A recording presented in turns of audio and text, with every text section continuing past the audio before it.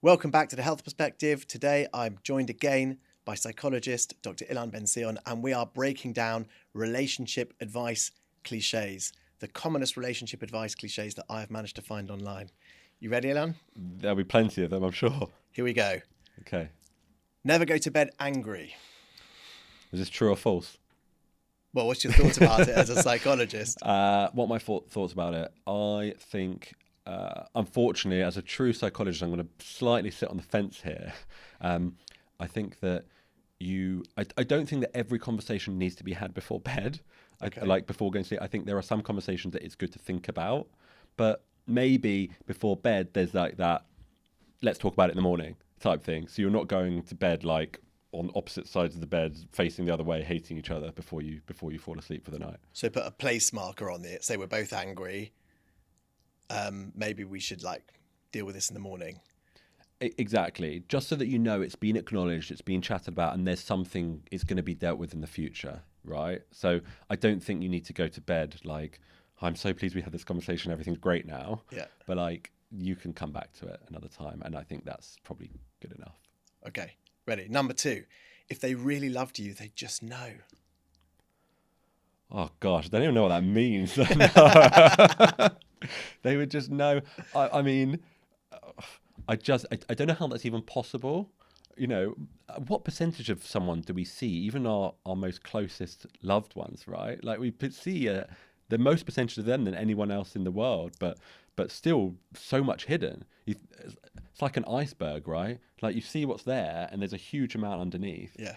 And no, I guess maybe you would know a bit more than your average person off the street, but I don't think I'd make it such a all-encompassing It's not something you say statement. in clinic every day. Not most days, no. No. No. Okay. Number 3, relationships shouldn't be hard work. Relationships are hard work. I'm very, very sad to say. Relationships shouldn't be hard work. They, to some extent, they have to be. Not all the time, but at times. Relationships, I would restate it, relationships can be hard work at times, but shouldn't be hard work all the time. Is how I Ever put the it. diplomat. Yeah, I'm skilled at sitting on the fence. All right, here we go. Number 4, you have to love yourself first. There's an interesting one in there. I don't know. I'm always a bit edgy about the love yourself movement. I think that absolutely there should be kindness for yourself and compassion for yourself, but I don't think that's a prerequisite. I don't think you need that before demonstrating love or affection. I don't think you need to be the final product when you come to a relationship. I think you can provide love and care and compassion for someone and work on yourself at the same time. I'm going to be less on the fence. I think that one's a good one. You know, I think you do. You know, I agree. You don't have to be the finished product, but I think you do have to. You do have to respect and love yourself to some degree, because otherwise you get into those bad relational patterns where you're people pleasing and the things we've spoken about previously. Yeah, I think there's certainly some benefit. I guess I wouldn't stick so firmly to it, right? Yeah. I think some compassion and kindness to yourself, but I don't expect people to be the finished product before, you know, I'm only going to go for a relationship once I'm complete and finished. Yeah. Right. I think you can learn on the job a bit. Okay. Number 5, don't settle. Don't settle. What does it even mean? Don't settle. You know what? I'm really enjoying putting you on the spot, by the way. I'm glad it's enjoyable for someone.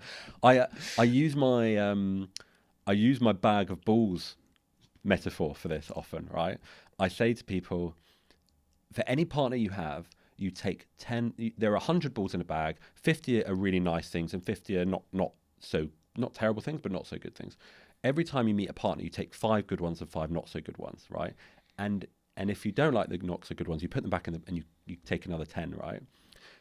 The definition of this is that you have to pick out 5 good ones and 5 not good ones for any partner you have. So there is an element of settlement that is defined in this theory, right? Yeah. It doesn't mean that you have to put up with anything. Yeah. Absolutely.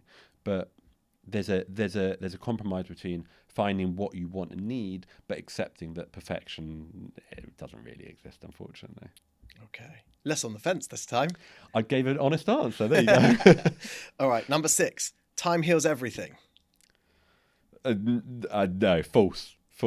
Time does not help. I mean, time certainly can help things, right? Okay. You look at, on a more serious note, if you look at things like grief, there's certainly a trajectory of greater grief at the start for most people and lesser grief later on. That doesn't mean forgetting, of course, but you tend to see that time does reduce, if not heal, but it certainly reduces the pain that someone can experience.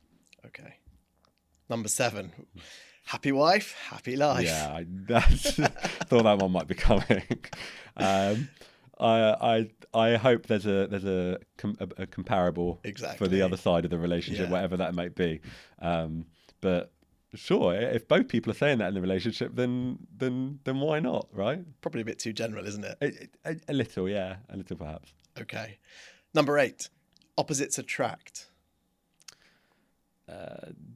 I suppose in some cases that might be right. In some cases, if you think about two pieces of jigsaw, they're not the same, right? But they fit together in some way. So certainly I think it's the generalness of the statement. Climbing back on the fence. Yeah, you can see me just working my way up it.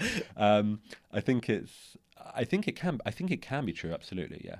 I think it has the potential to be true. What do you see? Like what do you see in relationships, though? Actually, do you tend to see that people, when you're working with couples, for example, do you tend to see that people have problems because of their similarities or because of their differences, or is it really a bit of both? I think you can see both, but I think on the flip side, you can see that some people really complement each other because of both of those things. So some people, they have like the talker in the relationship, and the maybe more reserved or quiet one, and the quiet one likes it because the talker can carry the conversation if they need to, and the talker one likes it because they like to talk.